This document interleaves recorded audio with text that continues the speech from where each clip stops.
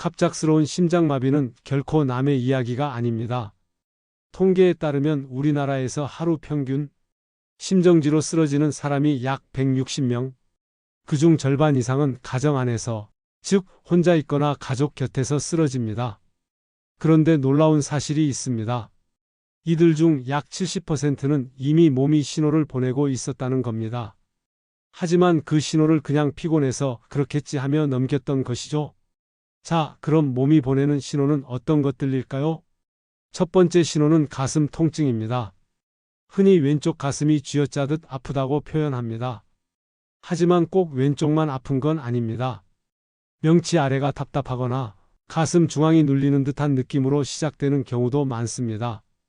이 통증은 12분 만에 사라지기도 하고 움직일 때 더 심해지기도 합니다. 문제는 이런 통증이 반복되면 이미 심장 혈관이 좁아지고 있다는 신호라는 것입니다. 두 번째 신호는 호흡 곤란입니다. 평소와 달리 숨이 차고 특히 계단 몇 칸만 올라가도 숨이 가빠지거나 앉아 있어도 가슴이 답답하게 느껴진다면 심장에 산소가 충분히 전달되지 않고 있다는 뜻입니다. 많은 분들이 요즘 체력이 떨어졌나 봐 하고 넘기지만 사실은 심장이 이미 경고등을 켠 상태일 수 있습니다. 세 번째는 식은땀입니다. 덥지도 않은데 등이나 목 뒤에서 땀이 줄줄 흐른다면 이건 단순한 스트레스가 아닙니다. 심장이 과도하게 긴장하거나 혈압이 불안정해질 때 나타나는 대표적인 증상입니다. 특히 차가운 땀과 함께 얼굴이 창백해지고 손끝이 차가워진다면 즉시 몸을 멈추고 앉아야 합니다. 이때 움직이면 심장의 부담이 더 커질 수 있습니다. 네 번째는 어지러움과 두통입니다. 심장이 제대로 피를 보내지 못하면 뇌로 가는 산소가 부족해집니다. 그 결과 머리가 띵하고 눈앞이 깜깜해지는 현상이 생깁니다. 특히 잠시라도 정신이 아찔하게 끊기는 느낌이 있다면 그건 이미 일시적인 혈류 차단이 일어난 상태일 수 있습니다. 단순한 피로가 아닙니다. 심장이 보내는 긴급 신호입니다. 그리고 마지막 가장 간과하기 쉬운 증상이 있습니다. 바로 왼팔 또는 어깨 통증입니다. 심장은 신경이 복잡하게 연결돼 있어서 심장 통증이 팔이나 어깨, 턱, 심지어 등으로 번질 수 있습니다. 특히 왼쪽 어깨가 이유 없이 묵직하거나 밤에 누워있을 때 통증이 더 심해진다면 심장 근육이 산소 부족 상태에 들어갔다는 신호입니다. 이 5가지, 가슴 통증, 호흡 곤란, 식은땀, 어지러움, 왼쪽 어깨 통증, 이 중 하나라도 반복된다면 절대로 무시해서는 안 됩니다.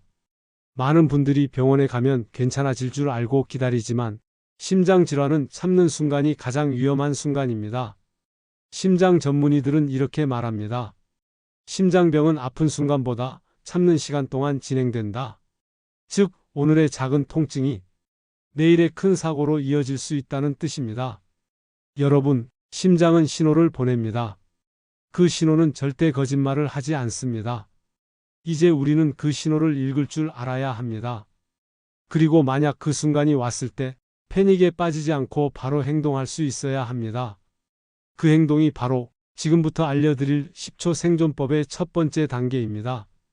이제 다음 장에서는 실제로 혼자 있을 때 심장마비가 왔을 때 단 10초 안에 생명을 지킬 수 있는 첫 번째 행동, 기침 심폐소생술을 함께 배워보겠습니다.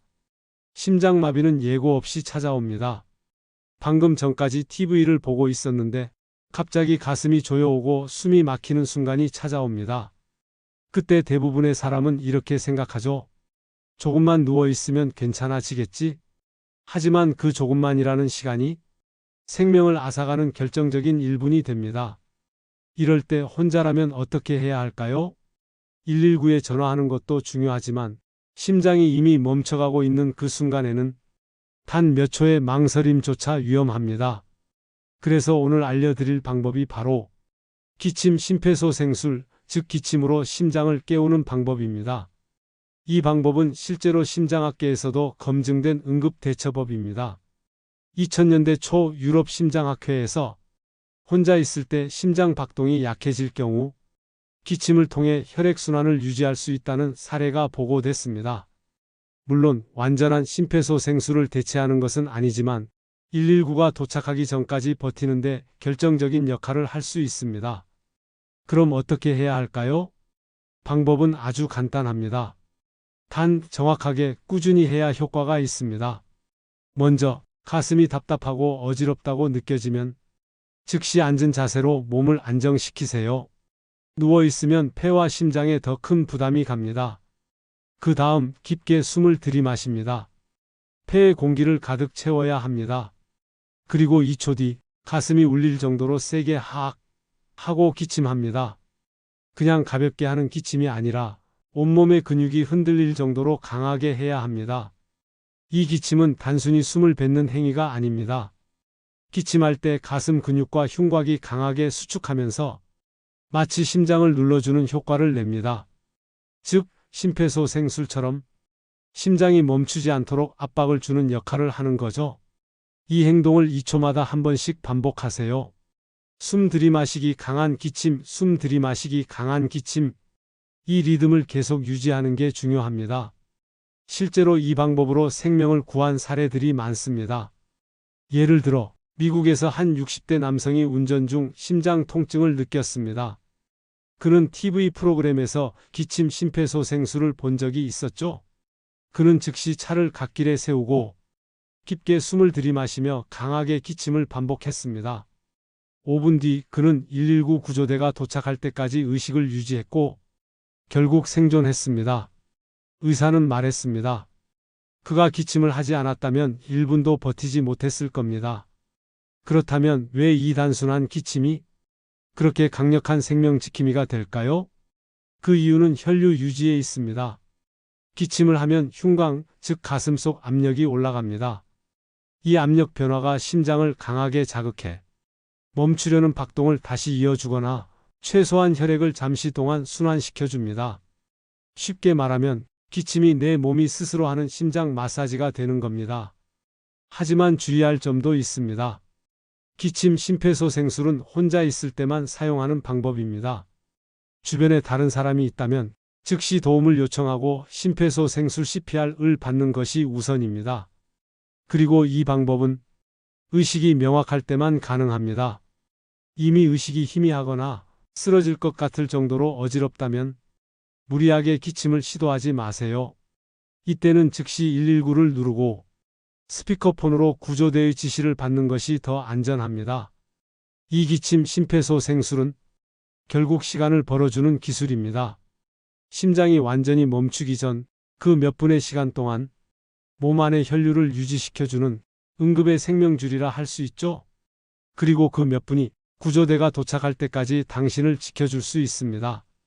여러분, 심장이 멈춘다는 건 단순히 심장만의 문제가 아닙니다. 그건 곧 생명 전체가 멈추는 순간입니다. 하지만 우리가 조금만 준비한다면 그 시간을 이겨낼 수 있습니다. 기억하세요. 숨을 들이마시고 2초마다 강하게 기침.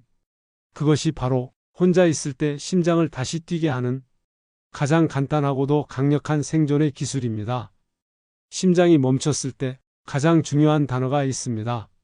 바로 골든 타임입니다. 이건 의학적인 용어이기도 하지만 한 사람의 생명을 살릴 수 있는 기적의 시간이기도 합니다. 심장이 멈춘 뒤 단 4분, 그 안에 응급조치가 시작되지 않으면 뇌로 가는 산소 공급이 끊기고 4분을 넘기면 뇌세포가 서서히 죽기 시작합니다. 6분이 지나면 심장은 다시 뛰더라도 뇌는 되돌아올 수 없는 손상을 입습니다. 그래서 이 4분은 숫자가 아니라 생명 그 자체를 의미합니다. 많은 사람들이 이렇게 묻습니다. 그럼 심장마비가 왔을 때 4분 안에 구조대가 올 수 있을까요? 현실은 쉽지 않습니다. 119가 출동하더라도 도착까지 걸리는 평균 시간은 약 7분입니다. 지방의 농촌 지역은 10분 이상 걸리기도 합니다. 즉, 그 시간을 혼자서 버텨야 한다는 뜻입니다. 그래서 우리가 2부에서 배운 10초 생존법은 바로 그 7분을 견디기 위한 첫 번째 방패인 것입니다. 그리고 그 다음 해야 할 행동이 바로 119 구조 요청입니다.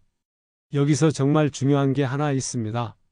지금 여러분의 스마트폰에는 음성 인식 기능이 있죠? 그 기능을 단 한 번이라도 직접 써보셨나요? 대부분은 한 번도 안 써봤다 하십니다. 하지만 응급 상황에서는 손가락이 움직이지 않습니다. 심장이 멎기 전에는 팔이 저리고 손끝이 굳어지며 화면을 눌러 전화번호를 찾을 수도 없습니다. 그럴 때를 대비해 지금 당장 집에서 이 연습을 꼭 해보세요. 시리야, 119 전화해. 빅스비야, 119 연결해줘. 구글 어시스턴트 긴급 전화 걸어줘. 이 짧은 말 한마디가 여러분의 생명을 구할 수도 있습니다. 혹시 스마트폰이 멀리 떨어져 있다면 소리 지르는 것도 생존의 행동입니다. 심장마비는 단순히 쓰러지는 병이 아닙니다. 몸 안에서 일어나는 폭발 같은 현상입니다. 그때 목소리를 내는 게 어렵더라도 있는 힘껏 외치세요. 가슴이 아파요. 도와주세요. 119 불러주세요. 아파트라면 위층, 아래층 사람이라도 들을 수 있고 근처에 있는 누군가가 문을 두드리며 다가올 수 있습니다. 그리고 한 가지 더, 요즘은 자동심장 충격기 AED가 공공장소마다 설치되어 있습니다. 지하철역, 주민센터, 아파트 관리실, 마트, 심지어 경비실에도 있습니다. 혹시 가족이 함께 계시다면 AED의 위치를 미리 확인해 두세요. 이건 평소엔 필요 없어 보여도 단 한 번의 순간에 인생을 바꿀 수 있는 준비입니다. AED는 사용법도 어렵지 않습니다. 전원을 켜면 기계가 음성으로 안내를 해줍니다. 패드를 부착하세요. 심장 충격을 준비합니다. 떨어지세요. 이 세 단계면 끝입니다. 누구든 나이와 상관없이 사용할 수 있습니다. 마지막으로 혼자 사는 분들을 위한 조언을 드리고 싶습니다. 첫째, 스마트폰은 절대 멀리 두지 마세요. TV 옆이나 식탁 위가 아니라 항상 손 닿는 곳, 침대 머리맡에 두는 게 원칙입니다. 둘째, 가족이나 가까운 사람에게 긴급 연락처 자동 발신을 설정해 두세요. 스마트폰에는 긴급 SOS 기능이 있습니다. 전원 버튼을 5번 연속 누르면 미리 지정한 번호로 자동 메시지가 전송됩니다. 긴급 상황입니다. 위치 공유가 시작됩니다. 이 문장이 여러분을 대신해 구조를 부릅니다. 셋째, 평소 집안에서 전화기나 AED, 손전등 등의 위치를 가족 모두가 알고 있도록 하세요. 응급은 언제나 그 순간의 기억으로만 작동합니다. 여러분, 골든타임은 하늘이 내려주는 시간이 아닙니다. 그건 우리가 미리 준비해둔 시간입니다. 오늘 이 순간 스마트폰의 음성인식 기능을 한번 켜보세요. 집 근처 AED 위치를 검색해 보세요. 그 행동 하나가 언젠가 나를 지켜줄 수 있습니다. 우리가 지금까지 이야기한 모든 응급 대처법은 심장마비가 이미 왔을 때의 행동이었습니다. 하지만 진짜 중요한 건 그 상황이 오지 않게 미리 막는 것입니다. 심장마비는 어느 날 갑자기 떨어지는 벼락이 아닙니다. 오랜 세월에 걸쳐 조금씩 쌓인 습관의 결과입니다. 오늘은 그 습관을 어떻게 바꿔야 하는지 여러분의 일상을 지키는 방법을 하나씩 알려드리겠습니다. 첫째, 짠 음식과 기름진 음식부터 줄이세요. 우리나라 사람들의 하루 평균 나트륨 섭취량은 세계보건기구 권장치의 2배가 넘습니다. 짜게 먹으면 혈압이 올라가고 혈압이 올라가면 심장은 늘 과로 상태가 됩니다. 특히 젓갈, 김치, 라면, 찌개, 국물 요리는 소금이 숨어있는 대표적인 음식입니다. 나는 국물은 조금만 먹는다. 그게 쌓이면 한 달에 소금 한 숟갈이 됩니다. 그리고 기름진 음식도 마찬가지입니다. 돼지고기 삼겹살, 튀김, 버터, 크림, 과자류 안에는 포화지방이라는 심장의 적이 숨어 있습니다.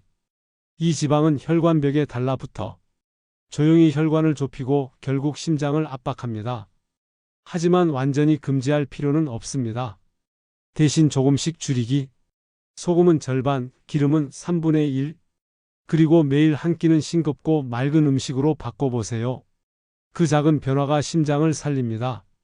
둘째, 하루 30분 걷기를 잊지 마세요. 심장은 근육입니다. 움직이지 않으면 약해지고 움직이면 강해집니다. 의사들은 말합니다. 걷는 건 심장을 위한 최고의 약이다. 하루에 단 30분만 걸어도 심장질환의 위험이 40%나 줄어든다는 연구 결과가 있습니다. 꼭 빠르게 걷지 않아도 됩니다. 가벼운 산책, 동네 한 바퀴, 심장이 너무 뛰지 않을 정도면 충분합니다. 만약 무릎이 아프시다면 집안에서 제자리 걷기 혹은 TV 보면서 팔들기 운동을 해보세요. 혈액순환이 달라집니다. 그리고 가능하다면 매일 같은 시간에 걷는 습관을 들이세요. 몸이 그 시간을 기억하게 되면 심장은 그 리듬에 맞춰 안정됩니다. 셋째, 스트레스와 수면이 심장의 숨은 적입니다. 많은 분들이 이렇게 말씀하세요. 나는 운동도 하고 음식도 조심하는데 왜 심장이 두근거리지? 그 원인은 대부분 스트레스와 수면 부족입니다. 걱정, 분노, 불안 같은 감정이 반복되면 몸속에서 코르티솔이라는 스트레스 호르몬이 계속 분비됩니다. 이 호르몬이 혈압을 높이고 혈관을 긴장시키며 심장을 쉴 틈 없이 몰아붙입니다. 그래서 하루에 단 10분의 휴식이 필요합니다. 명상, 기도, 음악, 산책 무엇이든 좋습니다. 마음이 멈추는 시간을 가져야 심장도 쉴 수 있습니다. 그리고 수면. 성인에게 필요한 잠은 평균 7시간입니다. 그보다 부족하면 혈압이 오르고 심장은 밤새 쉬지 못한 채 계속 일하게 됩니다. 잠을 잘 자기 위한 가장 좋은 방법은 하루의 루틴을 일정하게 유지하는 것. 매일 같은 시간에 자고 같은 시간에 일어나세요. 그게 몸의 리듬을 지켜주고 심장을 안정시킵니다. 넷째, 물을 자주 마시세요. 심장 건강과 물은 아주 깊은 관계가 있습니다. 물을 충분히 마시면 혈액이 묽어지고 혈류가 부드럽게 순환됩니다. 하지만 나이가 들면 갈증을 잘 못 느끼는 경향이 생깁니다. 그래서 몸이 마르고 혈액이 끈적해집니다. 의사들은 하루 1리터 반에서 2리터의 수분을 권장합니다. 한 번에 많이 마시지 말고 한 컵씩 자주 천천히. 특히 아침 기상 후 한 컵의 물은 심장을 깨우는 최고의 선물입니다. 다섯째, 감사하는 마음이 최고의 예방약입니다. 이건 단순히 마음가짐의 문제가 아닙니다. 의학적으로도 긍정적인 감정은 심장박동을 안정시키고 면역력을 높여줍니다. 하버드대 연구에서는 감사 일기를 쓴 사람들의 심혈관 질환 위험이 23% 감소했다고 밝혔습니다. 하루를 마무리할 때 오늘 그래도 살아있어서 다행이다. 따뜻한 밥 한 끼 먹었으니 감사하다. 이렇게 생각하는 것만으로도 우리의 몸은 평온해지고 심장은 고요해집니다. 심장은 그 어떤 장기보다 감정에 민감한 기관입니다. 음식보다 운동보다 우리의 삶의 태도가 심장의 리듬을 만듭니다. 심장은 우리 몸속에서 쉬지 않고 일하는 유일한 기관입니다. 그 심장에게 하루에 단 30분의 산책과 한 모금의 물, 그리고 잠깐의 평화를 선물해 주세요. 그 작은 습관들이 쌓이면 심장은 평생 우리 곁에 남아줄 것입니다. 이제 마지막 이야기입니다. 우리가 응급 상황이라 하면 마치 남의 일처럼 들릴 때가 많습니다. 하지만 실제로 통계를 보면 심장마비 환자의 절반 이상이 집안에서, 그것도 혼자 있을 때 발생합니다. 누구에게나 일어날 수 있다는 뜻입니다. 그러니 두려워하지 말고 미리 아는 것이 곧 살아남는 힘이라고 생각하세요. 오늘 이 영상을 통해 배운 10초 생존법, 음성 호출로 119 연결하는 방법, 그리고 평소의 습관들, 이 세 가지를 마음속에 새기면 그 어떤 위급한 순간이 와도 우리는 당황하지 않을 수 있습니다. 생명은 기적이 아닙니다. 준비된 사람에게 주어지는 기회입니다. 오늘 영상이 여러분의 그 기회를 지키는 첫걸음이 되길 바랍니다.